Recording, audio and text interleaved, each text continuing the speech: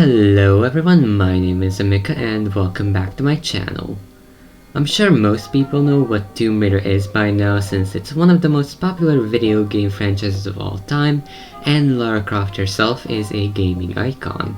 In case you don't know, however, Tomb Raider is an action-adventure video game created by Toby Gard starring adventurer Lara Croft as she ventures the globe in search of mysterious and powerful artifacts. The series has had numerous changes throughout the years, but today we are going to be reviewing an entry from the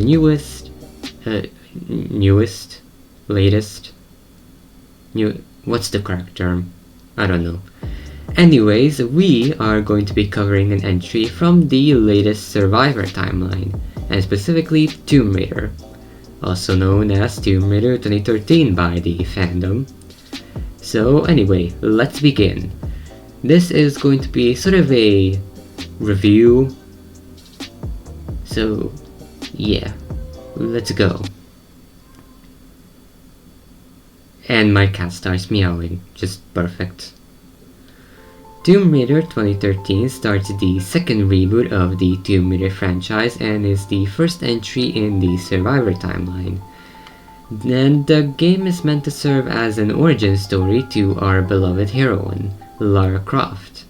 A young and unexperienced young woman in this game is going on an expedition with her crew to find the lost island of Yamatai. However, their boat gets crashed and Lara must learn how to survive as they discover the island to be inhabited by crazy cultists worshipping the Sun Queen of Yamatai, Himiko, all while a strange force is seemingly preventing anyone and anything from leaving the island.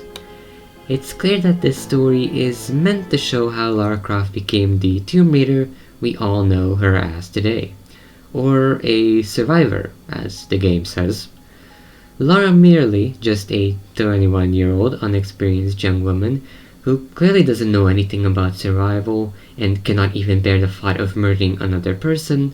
She doesn't feel comfortable with killing a deer, but does so anyways because even though she doesn't want to, she knows she has to. Later on in the game, she gets captured by the group of cultists earlier mentioned and has to end up shooting one in order to escape. This scene is set up very emotionally to show that this young, vulnerable woman is clearly traumatized by the life she just had to take, but is crucial if she wants to survive on this island. I do have one gripe with this whole thing though, and admittedly it's a pretty major one. For me at least. You see, the scene is set up very emotionally to show that this is a major moment in Lara's development, and is, again, something that clearly traumatized her, but the scene gets contradicted by the fact that as soon as gameplay resumes, you are immediately instructed to kill other human enemies. And I'm not just talking 2 to 3 human enemies, oh no. She kills about like 30 men in this part of the game, Jesus. No hesitation. Not to mention this whole scene of killing somebody for the first time never gets brought up again. Lara mentions on the radio once that she had to kill some of them to Roth, but aside from that small conversation, this part of the story pretty much gets immediately forgotten. In my opinion, it makes this entire moment feel completely redundant. If you're going to make somebody's first kill into a major character moment, don't make the player, and essentially Lara, kill a bunch of enemies instantly after. And don't just leave it at that, make her talk about it with Roth, or have her acknowledge from time to time that she still feels guilty about killing people. Just really anything to make it part of the story.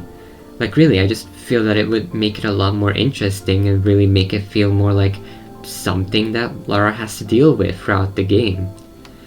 But anyways, besides that one part, the rest of the game is really great, with Lara slowly evolving into a true survivor who is not afraid to fight. Wait, what did I just say?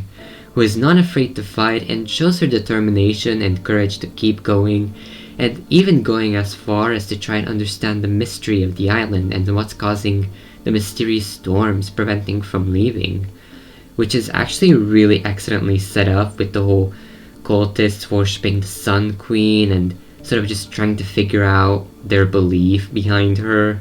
And also wondering how Sam is connected to all of this, as she is somebody who Matthias, the main villain in this game, is really interested in.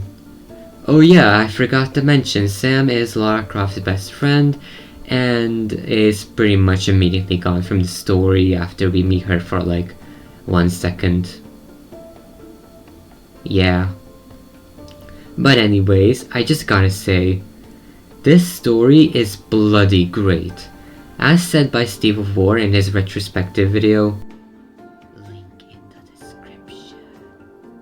The story of how Lara Croft becomes the Tomb Raider could have very easily come off as hand-fisted, forced, and poorly done. Yet the story of Lara Croft becoming the Tomb Raider feels so natural and well-earned, and it's honestly all thanks to the team at Crystal Dynamics, the writing team, and the amazing Rhianna Pratchett, the main writer, that this story came out as fantastic as it did. I'm not gonna say too much, but man, that ending is amazing. Honestly, if you're thinking of playing this game for yourself, I just gotta say, you better be prepared because this story really is great. Alright, and moving on to gameplay. You still have your average jumping, climbing, and solving of puzzles just like in previous ones. However, combat has been completely reworked and is very different again, can't even speak.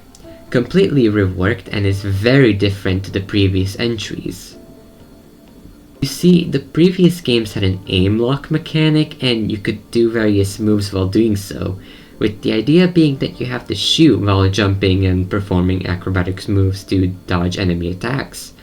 In this game, however, you have an aim shot mechanic and you have to use guerrilla-based tactics and hiding behind crates and rocks to avoid being shot and aim to shoot your enemies. It takes some getting used to, especially if you're a fan of the older games and going into this game blind. But if you're a fan of the shooter games or have played any modern shooter game in the past few years, then you'll quickly learn Tomb Raider 2013's combat. I'm personally someone who played this game as a kid, so I pretty much already knew this game's combat. To be fair, I did play on an Xbox, and learning it on keyboard was pretty weird. But yeah, I got used to it pretty quickly. But, anyways, yet another small problem I have with the game is a lack of tombs, and generally a lack of exploration of ancient places within the island. Now, obviously, someone who is shipwrecked on an island probably wouldn't go around exploring ancient tombs and treasure hunting, but because this is Tomb Raider, there has to be tombs in there somewhere, obviously.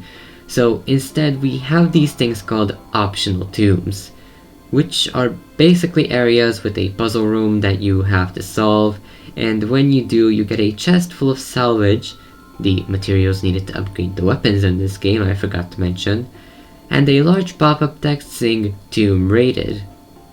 God, that is so cheesy. The optional tombs in this game feel more like afterthoughts in my opinion. It's like the team realized that there was basically only like 2 tombs in the entire game and they quickly decided to add in these optional tombs to please fans.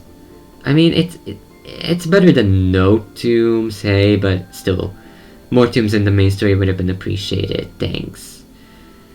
Thank God they finally listened by the time it came to Shadow, which that game has a lot more puzzles than Rise and 2013 combined. Overall, Tomb Raider 2013 is an interesting departure from the rest of the Tomb Raider series. It's pretty divisive among the fandom, and it's pretty much a you love it or hate it situation. It's hard to find someone who is in between. I personally like it as someone who played it when I was younger, and I do genuinely love its story and atmosphere. But I do agree that the classics are better though. Nothing will beat Anniversary in my opinion, it's amazing. Unlike with the first reboot, the team at Crystal clearly wanted to create a true reboot of the franchise. One that would completely change the Tomb Raider IP and give us a Tomb Raider experience like no other. Were they successful? Most definitely. Tomb Raider 2013 not only saved the franchise from a growing lack of popularity, it also became the best-selling Tomb Raider game in the series with over 14.5 million units sold. Did people enjoy it, however? Well, like I said, it's pretty divisive. It ranges from people to people, and it does heavily depend on if the person is a fan of the older games or not. I personally like it, but I can't say the same for other classic fans. That being said though, Tomb Raider 2013 saved the Tomb Raider IP at the time when it was, again, slowly losing popularity, and it was all thanks to the hard work of everyone at Cluster Dynamics and the team. Again, can't even read. As the team managed to create a game that also became the best-selling in the franchise, pretty much guaranteeing that Lara Croft was back.